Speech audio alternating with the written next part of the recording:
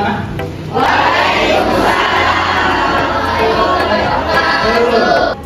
Silakan duduk semuanya.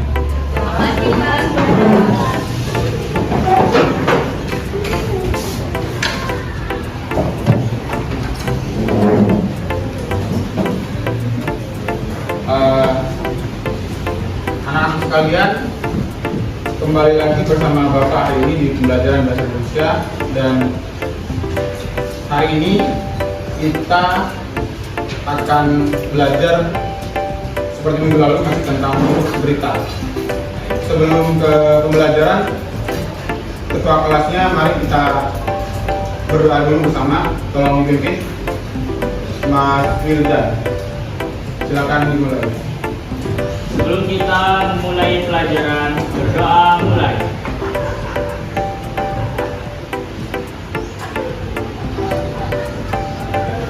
Berdoa selesai.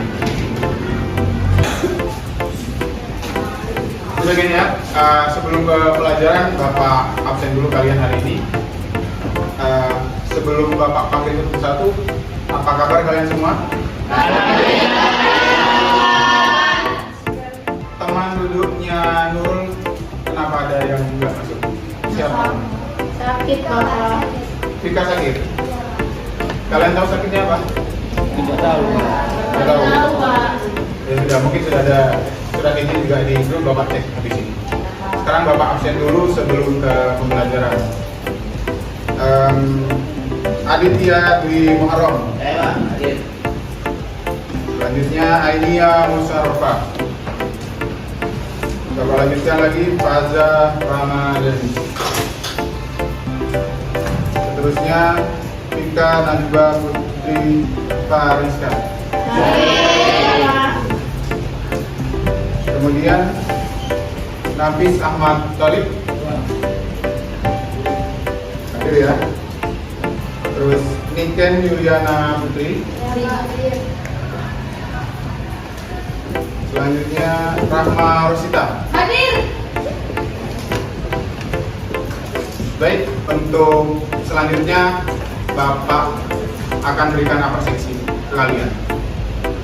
Apa itu kutipan kita hari ini? Kita buka dulu proyektor Bapak.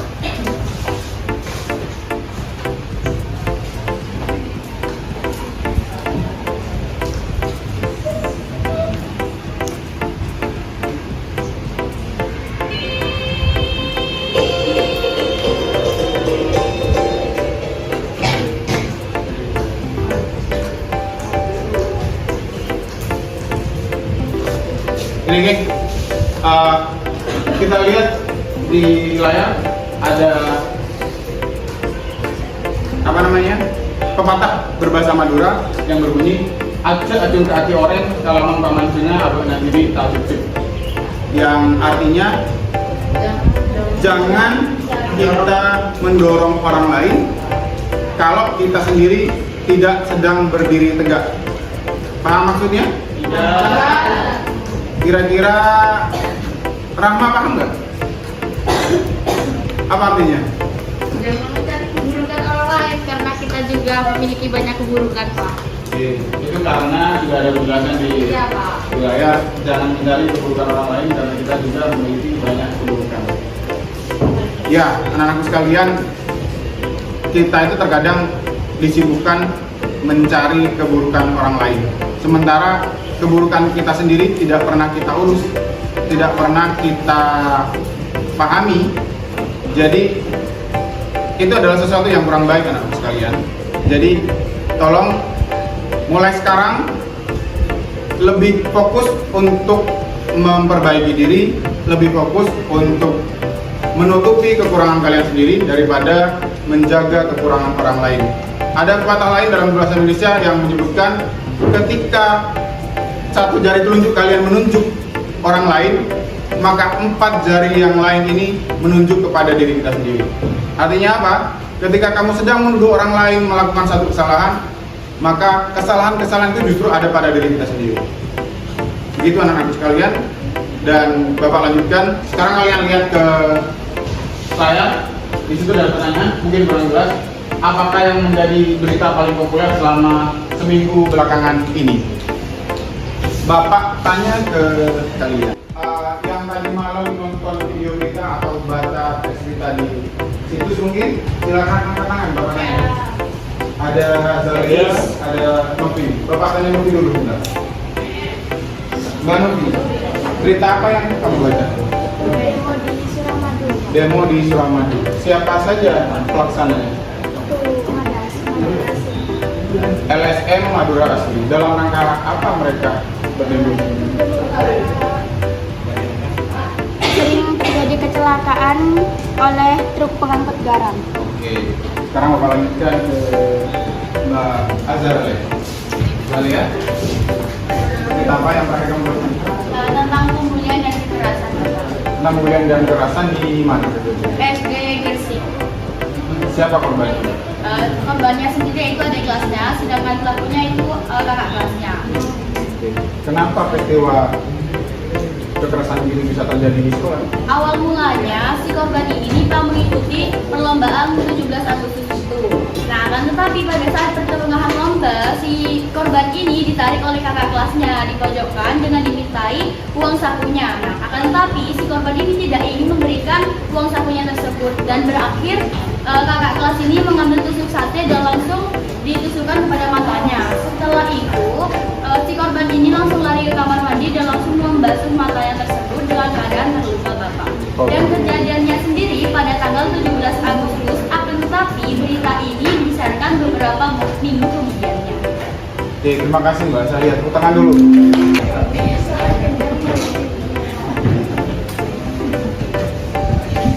Sudah perhatikan tadi kalian dan teman-temannya ada sudah yang sebagian menyampaikan sering baca berita, sering nonton video berita yang ada di medsos, yang ada di YouTube dan sebagainya. Sekarang kita ke pembelajaran. Seperti yang di awal Bapak sampaikan tadi, hari ini kita akan belajar mengenai konsep adik Simba tadi yang sebenarnya kalau di buku paket dikenal dengan unsur berita. Dan selain itu juga, kita hari ini akan mengerjakan tugas tentang menganalisis struktur berita yang dimana di dalamnya itu sebagian adalah unsur berita yang juga akan kita analisis bersamaan pada tugas hari ini. Oleh karena itu, sekarang Bapak minta kalian berkelompok sebanyak 3 atau 4 orang. Mungkin di kelas ini ada 8 kelompok ya nantinya. Sekarang silahkan berhadapan-hadapan dengan teman yang di depan dan belakangnya. 4 orang saja. Bapak silakan. Silakan kursinya diputar.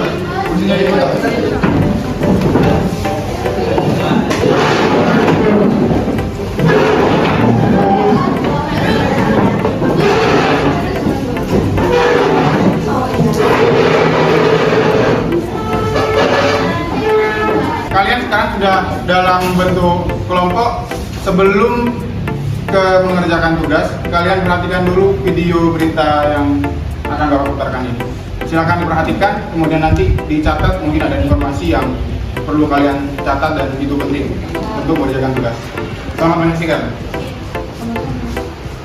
Anda tentu juga memiliki dan di saat masyarakat menjalani pembatasan sosial berskala besar di rumah, industri kreatif aplikasi dan games mencatat pertumbuhan positif. Salah satu pengembang game sosial seperti MindGame.com punya cerita manis di balik suramnya pertumbuhan ekonomi kuartal 2 tahun 2020. Bahkan anak sekolah sampai pegawai dan industri juga mendapat balik stay at home itu meskipun pedagang game gitu ya yang apalagi online karena ada sedikit rezeki dari mana ada tingkatnya yang baru tingkatnya yang bermain dan itu akhirnya supaya itu tidak membantu kalau dilihat dari kondisi data kita sekali lipat dari Oke, seperti itu videonya. Sekarang kalian analisis struktur berita dalam video tersebut dan unsur-unsurnya. Bapak akan berikan kesempatan kalian untuk menyampaikan hasil kerja kalian di depan kelas ini. Sekaligus kita akan diskusi tentang hasil kerja kalian masing-masing.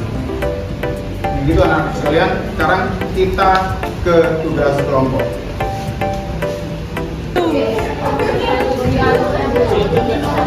Dia punya game gado.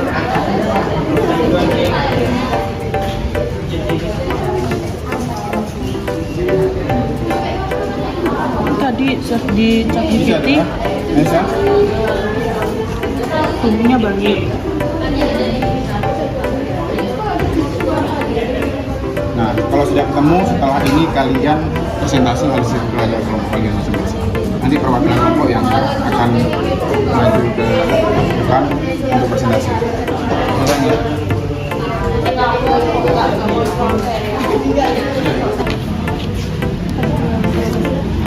Yang mana ya?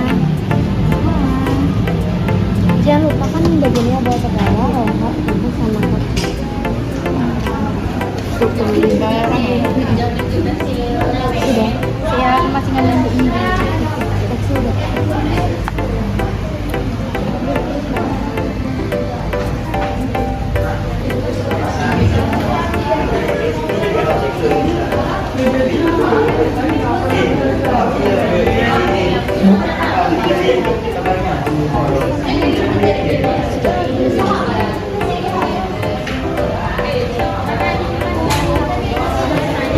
Selesai mengerjakan tugas kelompok, sekarang waktu kalian untuk presentasi hasil kerja kalian masing-masing.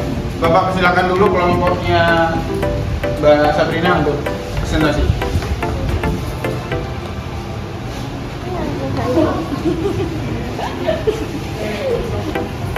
Oke, sekaligus Bapak sebagai moderator. Kalian boleh presentasi selama 10 menit cukup mungkin, dan setelah itu kita akan buka sesi tanya jawab. Dewi dan Sabrina, Bapak silakan. Assalamualaikum warahmatullahi wabarakatuh. Waalaikumsalam warahmatullahi wabarakatuh. Di sini kami akan mempresentasikan hasil diskusi kami tentang struktur dari berita Go Digital, strategi UMKM bertahan di tengah pandemi. Struktur berita dari kepala Go Digital, strategi UMKM bertahan di tengah pandemi. Pada pemanfaatan teknologi digital, terutama dalam industri kreatif, aplikasi, dan games digital. Yang kedua yaitu leher, tumbuhan industri kreatif, aplikasi, dan games selama pembatasan sosial. Berita ini mencatat pertumbuhan positif dalam industri kreatif, aplikasi, dan games selama pembatasan sosial akibat pandemi. Pengembangan lokal seperti MainGame.com mengalami peningkatan signifikan dalam omset dan aktivitas bermain. Lanjut, yang ketiga adalah tubuh. Dampak pandemi terhadap industri kreatif lainnya dan adaptasi UMKM. Berita ini mengulas tentang dampak pandemi terhadap sektor industri kreatif lainnya, seperti kuliner, fashion, dan seni pertunjukan. Juga membahas adaptasi UMKM dengan memanfaatkan pasar digital dan teknologi pembayaran. Yang terakhir adalah kaki, potensi penggunaan digital untuk UMKM dan proyeksi ekonomi digital di Indonesia. Berita ini membahas potensi penggunaan digital untuk UMKM di Indonesia, mengacu pada data Kemenparekraf dan proyeksi pertumbuhan nilai e-commerce di masa mendatang. Disertakan pula informasi tentang penambahan unit UMKM yang terhubung dengan platform digital.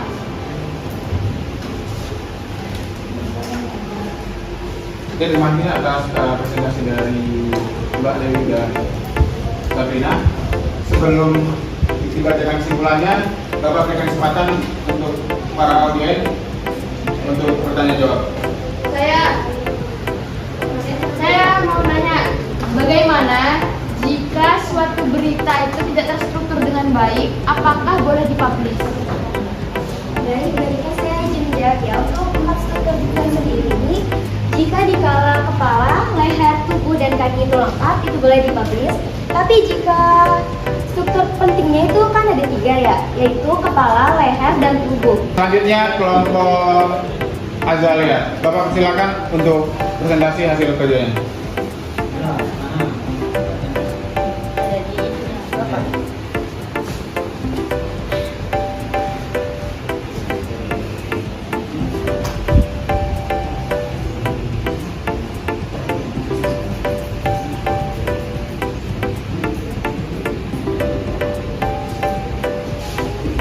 Assalamualaikum warahmatullahi wabarakatuh.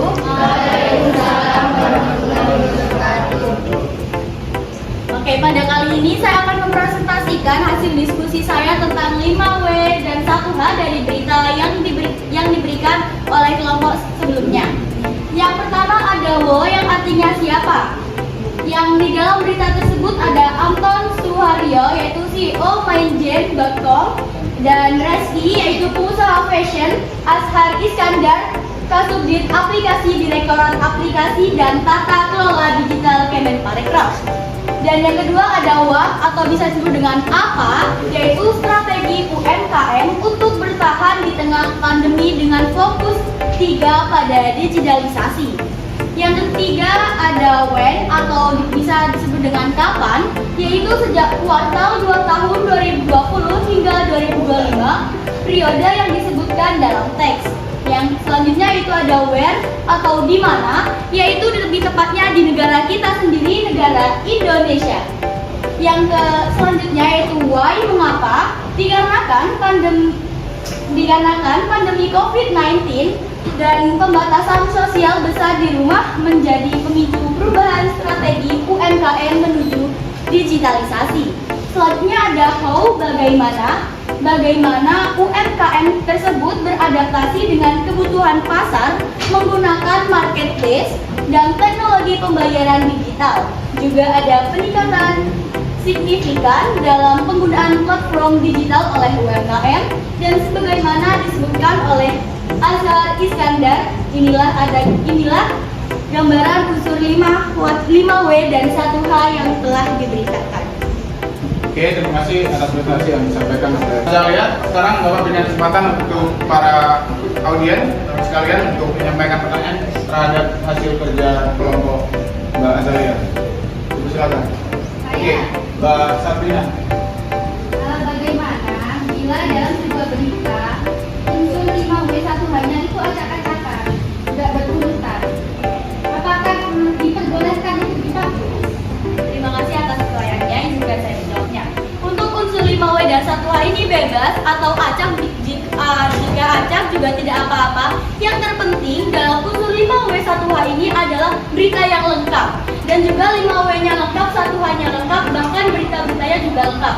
Masalah untuk acak-acakan atau tidak berurutan itu tidak masalah asalkan ada kelengkapan dalam berita tersebut. Mungkin itu jawaban dari saya. Bagaimana? Terima kasih. Tepuk tangan untuk Mbak Azalia. Duduk ke kelompok yang ini. Oke, kalau perhatikan kita sudah sampai pada kesimpulan pembelajaran hari ini, yaitu tentang struktur dan unsur berita. Bapak sampaikan sedikit informasi terkait yang sudah kita pelajari hari ini, bahwa ada struktur utama teks berita yang harus kalian pahami betul dan harus kalian lengkapi ketika menulis sebuah berita. Yang pertama itu head atau judul berita. Judul berita ini penting karena terkait informasi utama apa yang akan kita sampaikan dalam tubuh berita itu nanti. Dan yang kedua ada lead atau header berita, di mana dalam bagian inilah ada unsur 5W 1H atau yang kita kenal dengan istilah adik Simba. Di dalamnya ada siapa, kapan, di mana, mengapa, dan bagaimana. Jadi unsur berita itu ada pada bagian lead atau leher berita. Gitu anak-anak sekalian. Dan selanjutnya yang ketiga adalah tubuh berita. Tubuh berita ini adalah bagian penyampaian detail berita yang mungkin hanya disampaikan secara singkat pada bagian-bagian sebelumnya. Sedangkan yang terakhir adalah kaki beta, di mana struktur ini tidak begitu penting. Ketika kalian menulis sebuah berita dan media kalian terbatas untuk mempublishnya, bagian kaki inilah yang boleh tidak disampaikan dalam penyampaian berita secara utuh. Begitu anak-anakku sekalian. Sebelum mengakhiri kegiatan pelajaran hari ini, perlu diingat pelajaran selanjutnya minggu depan kita akan belajar menulis dan membaca teks berita. Begitu. Sebelum Bapak tutup kegiatan pelajaran kita hari ini, ada pertanyaan dari kalian? Silakan ajukan tangan. Tidak. Oke. Bapak ucapkan terima kasih atas perhatian kalian pada hari ini. Semoga pembelajaran yang kita laksanakan membawa manfaat untuk kita semua. Amin. Selanjutnya, Bapak persilakan kepada ketua kelas untuk memimpin doa untuk menutup kegiatan pelajaran kita hari ini. Sebelum kita mengakhiri pelajaran, berdoa mulai.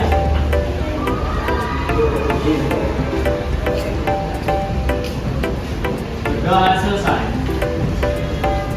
Oke, cukup sekian pelajaran kita hari ini. Bapak akhiri. Assalamualaikum warahmatullahi wabarakatuh.